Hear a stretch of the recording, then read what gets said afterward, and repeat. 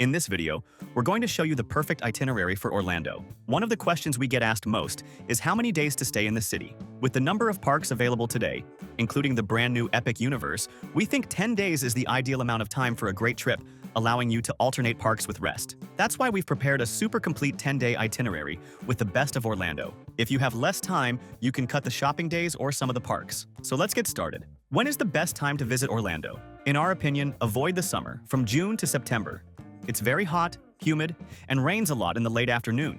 Plus, the parks get crowded. The best times are spring, from March to May, and fall, from September to November, avoiding holidays. The weather is more pleasant for walking around the parks. Winter, from December to February, can have cold days, but the Christmas and New Year weeks are the busiest of the year. So, how will our 10-day itinerary work? The idea is to use Orlando as a single base, staying at the same hotel or home. Since the parks and outlets are far apart, renting a car makes things much easier. The secret to this itinerary is to alternate park days with lighter days. We'll do 2 Disney days, then a shopping day to rest. After that, the 3-day Universal block, including Epic then.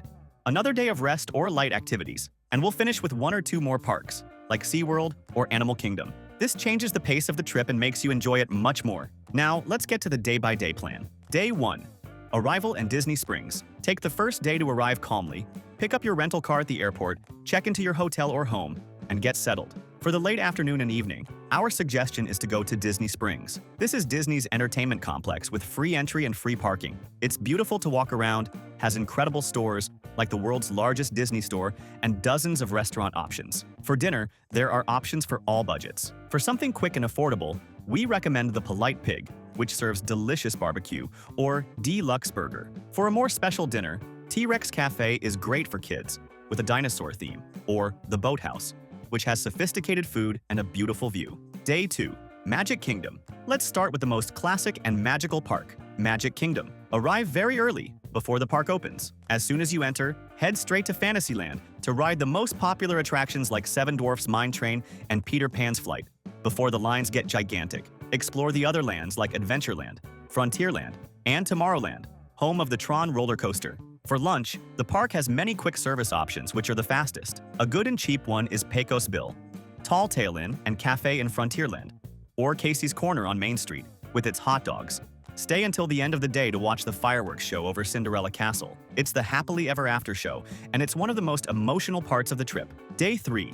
Hollywood Studios. Get ready for the second park day, focused on action at Hollywood Studios. This park also requires you to arrive very early, rush to Star Wars Galaxy's Edge to try and ride Rise of the Resistance, which may use a virtual queue or require an individual Lightning Lane purchase, and don't miss piloting the Millennium Falcon. Also explore Toy Story Land and ride the Slinky Dog Dash roller coaster. Other must-do attractions are the Tower of Terror and the Rock and Roller Coaster starring Aerosmith. For a quick service lunch, Woody's Lunchbox in Toy Story Land is a themed and tasty option. In Galaxy's Edge, Docking Bay, 7 Food, and Cargo offers more elaborate dishes in a super cool setting. Hollywood Studios also has great shows, like the Indiana Jones Stunt Show and Phantasmic, a nighttime show with water, lights, and characters that takes place in a huge amphitheater. It's a must-see, but get there early to grab a seat. Day 4. Shopping and rest at Vineland Outlet. After 2 intense park days, today is for resting your feet and doing some shopping. Set aside the day to visit one of the big outlets.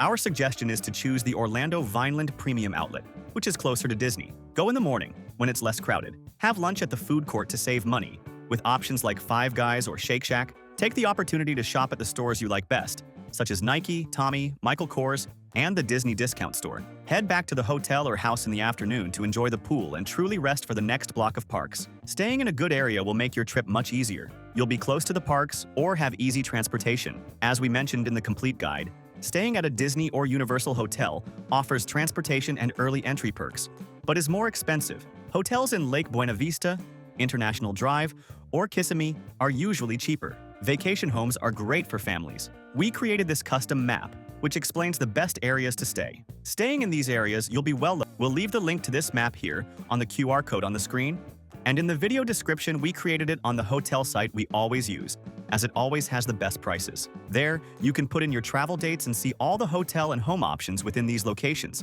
at the lowest prices. We'll also leave links to the options where we've stayed and recommend. both budget hotels and homes in communities. They are great options. An important tip to save on lodging is the advanced booking strategy. The earlier you book, the cheaper you'll pay, especially in Orlando. This is why we love using this website. Besides having the lowest prices, it has free cancellation. You can book well in advance to secure a much lower price, and if you need to cancel later, it's super easy and costs nothing. And remember that in the link below, we always organize everything you need to plan your entire trip for the best price. The sites we use to plan our trips and that have everything much cheaper. Travel eSIM, travel insurance at half price, tickets for all attractions, good and cheap hotels we've stayed at, cheap car rentals, and the global account to carry money paying much lower fees. And the links already contain automatic discounts, as we are always updating them. So save and use this page that will make your trip much easier. Day 5. Universal Studios Florida. Today, we start the Universal block. Let's go to Universal Studios Florida. The big star here is the wizarding world of Harry Potter Diagon Alley. It's impressive. Explore the shops, watch the dragon breathe fire, grab a butterbeer, and ride Harry Potter and the Escape from Gringotts. Other cool areas are Minionland and Springfield, home of The Simpsons. And there are attractions like the Hollywood Rip Ride Rocket roller coaster and Revenge of the Mummy for lunch. A themed experience is eating at the Leaky Cauldron inside Diagon Alley. It serves British food and costs about $20 per person. Here's the crucial Universal tip.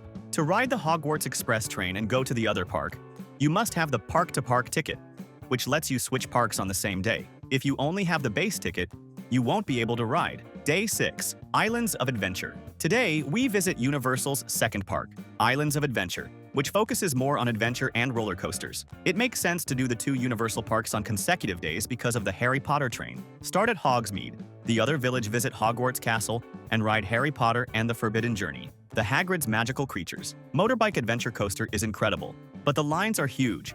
Go first thing in the morning or late in the day. Another thrilling coaster is the Velocicoaster in the Jurassic Park area. It's sensational. The park also has Marvel's Superhero Island, with the Incredible Hulk coaster and the Amazing Adventures of Spider-Man Simulator. For lunch, the Three Broomsticks in Hogsmeade is the themed option. In the Jurassic Park area, Thunder Falls Terrace has good quick service options. In the evening, leave the park and have dinner at Universal City Walk, which is Universal's entertainment complex. There are many options like the Hard Rock Cafe or Voodoo Donut, with its crazy donuts. Day 7. Epic Universe. Today is the day to experience Orlando's newest park, Universal's Epic Universe. Since it's the third park day in a row, wake up a little later if you need to, but be aware that, as it's brand new, this park will be the most crowded. It has a central world called Celestial Park, and from there, you access portals to the other lands. You'll get to visit Super Nintendo World, the Mario area, which is incredible. You'll explore the How to Train Your Dragon Land, flying with Toothless, and also the lands of Dark Universe with the Universal Monsters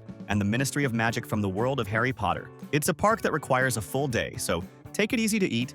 Each themed land has its own restaurants. In Super Nintendo World, the Toadstool Cafe is an attraction in itself, but it might have a wait list. An important tip that will save you time and money is to buy tickets for the parks and other attractions in advance. Buying at the gate is always more expensive, and you might need reservations for Disney parks. We'll leave the link on the QR code on the screen and in the description to the site where we always buy tickets for the best price. It's an official, reliable reseller and usually cheaper than the park's websites. They have all the combos, like the 3-park Universal tickets to visit Epic Universe and the Disney tickets. Day 8. Rest, iDrive, or NBA game. After 3 consecutive Universal days and 5 park days total, today we'll take another rest day. It's essential. You can simply relax by the pool at your hotel or vacation home, sleep in. If you want to go out, use the day to explore International Drive. You can ride the wheel at Icon Park, which costs about $30, or visit the Madame Tussauds Wax Museum, another incredible option.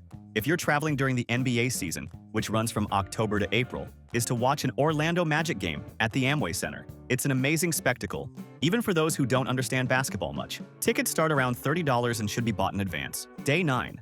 Adrenaline Day. SeaWorld or Busch Gardens. With your batteries recharged, today is the day for roller coaster fans. You have 2 choices. The easier option is SeaWorld Orlando. It's located in Orlando, near International Drive, and has some of the best and most intense roller coasters in the city, like Mako, Pipeline, and Kraken Plus. You can watch the marine animal shows. The second option, for those truly addicted to adrenaline, is to get in the car and drive for about an hour and a half to Tampa to visit Busch Gardens. This park is famous for having some of the most intense roller coasters in Florida, like Iron Gwazi, Shakra, and Montu. It's an incredible park with an African theme and also many animals. It's a full-day trip, but well worth it for those who love coasters. Day 10. Animal Kingdom or final shopping. For the last day, we have two great options. Option 1. End the trip with a more relaxed and beautiful park, Animal Kingdom. It's the perfect park for a last day, as it's more laid back. Do the safari in the morning, which is the best time. Walk through the Pandora area and try to ride Flight of Passage. Watch the Festival of the Lion King show. Option 2. If you need to do last-minute shopping, you can go to the mall at Millenia, which is the luxury mall, great for window shopping or visiting the Apple Store. Or go to the Florida Mall, another giant mall with more stores. Or simply go to the nearest Walmart or Target to buy last-minute requests and chocolates. After that, just return your rental car at the airport and head home. Now let's talk about transportation, reinforcing it. To follow this itinerary, renting a car is the most practical option. To go to the outlets, Busch Gardens, the NBA game, and have flexibility, it's essential. If you don't rent, be prepared to spend a lot on Uber and Lyft, as the distances are long. To rent a car, use the price comparator in the link in the description to guarantee the best rate. About travel insurance. Essential. Don't travel to the US without it. Healthcare there is extremely expensive. Use the comparator in the link in the description to save money. Quick shopping tips. Premium outlets, Vineland and International. Mall at Millenia and Florida Mall. Discount department stores like Ross and Marshall's. And the safety tip, don't leave bags in the car. And remember, there is no tax-free in Florida. And for those who are new here to the channel, welcome. Subscribe and like the video for more tips. And how much does it cost to eat in Orlando? Outside the parks, a Big Mac combo costs $11. Inside the parks, everything is more expensive. A water bottle can cost $5, a beer, $11. A quick service meal in the park costs $15 to $20. A table service meal starts at $30. Tip for table service is 18 to 20%. Bring snacks and water to save money in the parks. And what to do at night? Disney Springs and Universal City Walk are the best spots, with dozens of restaurants, bars, and shops. And of course, the fireworks shows at Magic Kingdom and Epcot are unmissable nighttime programs. And if you're traveling with children, this itinerary is already focused on them. But if the children are very young, maybe the Busch Gardens day is too intense. You can swap it for a Disney water park or Discovery Cove for a calmer animal experience. And to combine your trip, as we mentioned, Orlando is the perfect base. From here you can drive to Miami, to the beaches of Clearwater and St. Pete, or to the NASA Space Center, the Kennedy Space Center. If you liked this detailed Orlando itinerary, like the video and subscribe to our channel. Leave your questions in the comments. Thank you very much and have a great trip.